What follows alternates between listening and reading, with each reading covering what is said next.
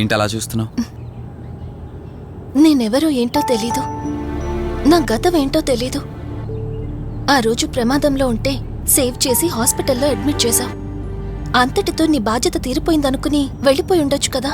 నువ్వు మామూలు కండిషన్లో ఉండుంటే నేను మీ ఇంట్లో వాళ్ళకి అప్పగించి ఒక కప్పు ఛాయ్ తాగి బాయ్ చెప్పి వెళ్ళిపోయేవాడిని. కానీ నేను నా కండిషన్లో చూశాక ఒంటరిగా వదలాలనిపించలేదు. నువ్విలా మాట్లాడుతుంటే చాలా బాగుంటుంది కార్తీక్. కానీ ఒకటి మాత్రం నిజం, నిన్నటి వరకు భయం వేసేది. ఈరోజు నువ్వు నా పక్కనుంటే చాలా ధైర్యంగా ఉంది. ఫస్ట్ టైం భయాన్ని పక్కన పెట్టి నీ గురించి ఆలోచిస్తే ఈ ధైర్యం జీవితాంతం కావాలనిపిస్తుంది. ఎందుకలా నవ్వుతున్నావు? కావాలనుకోవడానికి, కలిసి ఉండడానికి కావాల్సింది ధైర్యం కాదు, నమ్మకం. ఆ నమ్మకం కోసమే అడుగుతున్నాను. రేపు నాకు గతం గుర్తొస్తే ఇప్పుడున్నట్టే ఎప్పటికీ నాతో ఇలానే ఉంటావా? లైఫ్ ఒక ట్రైన్ లాంటిది. ఎక్కేవాళ్ళు ఎక్కుతూ ఉంటారు, దిగేవాళ్ళు దిగుతూ ఉంటారు. కాకపోతే మనకిష్టమైన వాళ్ళు పక్కనున్నంత వరకు లాస్ట్ స్టేషన్ వచ్చేంత వరకు దిగాలనిపించదు. ఆ ఇష్టం మన పక్కనే ఉంటే? వదిన ఫోన్ చేస్తుంది. వదినా. కార్తీక్, దుర్గాబాయ్ నాకిప్పుడే ఫోన్ చేసింది. ఈరోజేవో గడియలు బాలేదంట. రేపు మార్నింగ్ రాహుకాలం తర్వాత రమ్మని చెప్పింది. ఇంతకీ మీరెక్కడున్నారు? వేటపాలెం దగ్గరలో వదినా. ఆల్రెడీ సగం దారి రీచ్ అయిపోయాం. సర్లే, ఓ పని చేయండి. నైట్లో జర్నీ ఏం చేస్తారులే గాని దగ్గరలో ఎక్కడైనా స్టే చేసి మార్నింగ్ వెళ్ళండి. ఓకే వదినా, అలాగే. ప్రోగ్రాంలో చిన్న చేంజ్. మల్హోత్రా రేపు రమ్మన్నారట. బట్ నువ్వు కంగారు పడాల్సిందేం లేదు. దగ్గరలో వాసు గెస్ట్ హౌస్ ఉంది. ఇవాళ రాత్రి అక్కడ స్టే చేయొచ్చు మనం.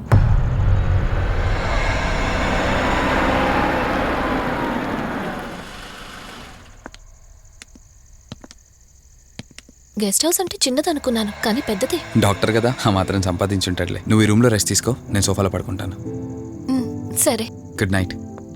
Good night.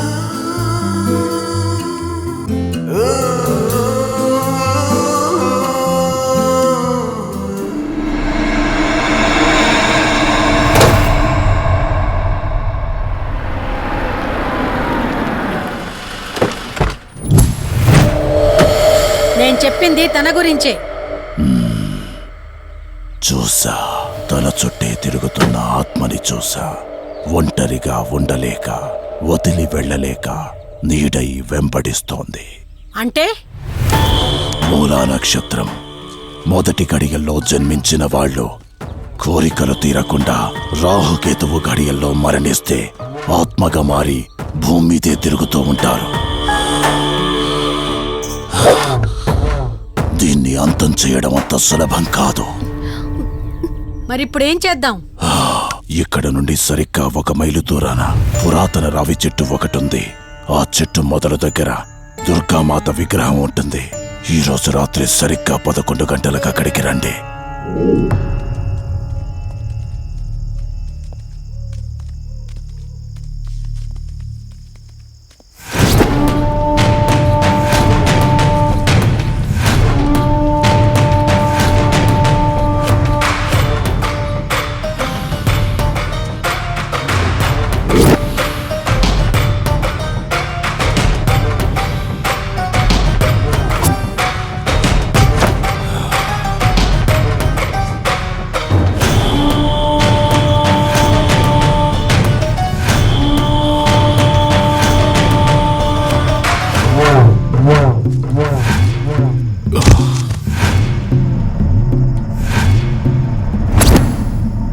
ఇప్పుడు నేను చెప్పేది జాగ్రత్తగా వినండి. మనం ఆత్మని మోసం చేసి బంధిస్తున్నాం. ఆత్మను ఒక్కసారి మాత్రమే మోసం చేయగలం, రెండవసారి చెయ్యలేం. ఇక్కడి నుంచి కనిపిస్తుంది, ఆ చెట్టు వెనకమే నలుగురం ఉంటాం.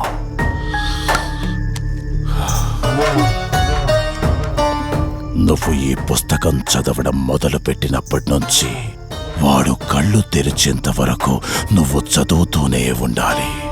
ఆ శవం కళ్ళు తెరిచాక నువ్విక్కడుండకూడదు. ఒకవేళ నువ్విక్కడే ఉన్నట్టయితే వాడు నిన్ను చంపేస్తాడు. చెప్పు, ధైర్యంగా చేయగలవా? చేస్తాను. సరే, చదవడం మొదలుపెట్టు. మధు జాగ్రత్త.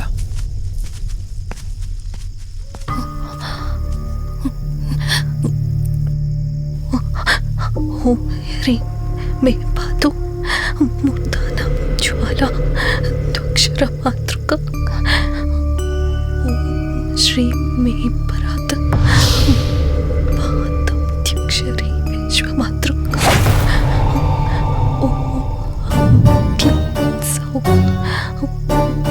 మాతృక సాదేవి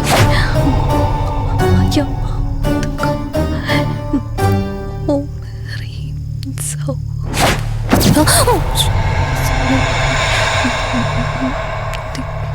విశ్వసుందరి ఓం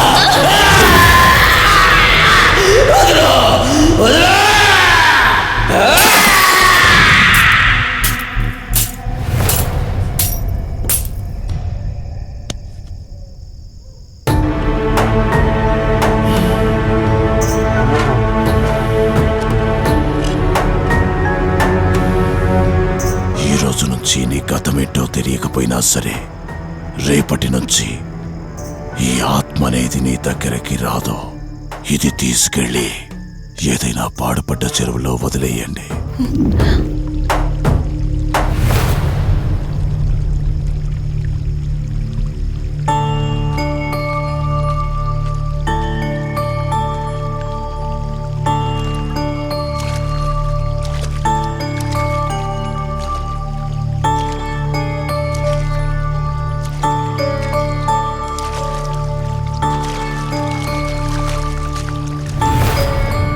కార్తీక్, నా ఈ జీవిత ప్రయాణంలో ఒంటరిదాన్ని కాకూడదని నన్ను పెళ్లి చేసుకోవడం కోసం వాళ్ళ తల్లిదండ్రులతో మాట్లాడడానికి వెళ్ళాడు. నా గత జీవితం గురించి నాకేమీ గుర్తులేదు, కానీ రాబోయే జీవితంలో అన్ని సంతోషాలే.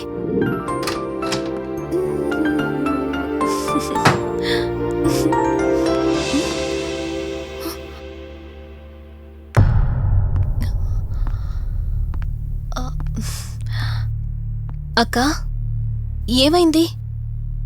పోలీసులొచ్చారు. సార్, కార్తీక్ వైజాగ్ వెళ్ళాడు. 2 డేస్లో రిటర్న్ వచ్చేస్తాడు. రాగానే మిమ్మల్ని కలవమని చెప్తాను. ఏంటక్కా, ఎవరేం మాట్లాడడం లేదు? నీ భర్త వచ్చాడమ్మా. నా భర్త? నా భర్త? అవునమ్మా, ప్రూఫ్స్ అన్ని చెక్ చేశాం. ఎంక్వైరీ చేసి కన్ఫర్మ్ చేసుకున్న తర్వాతే ఇక్కడ తీసుకొచ్చాం. అతనే నీ భర్త.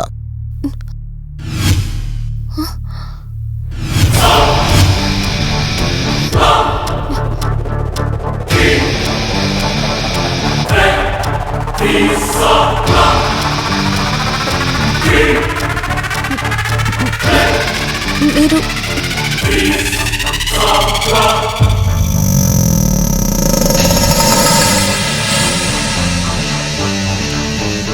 Hi, I'm Rishi.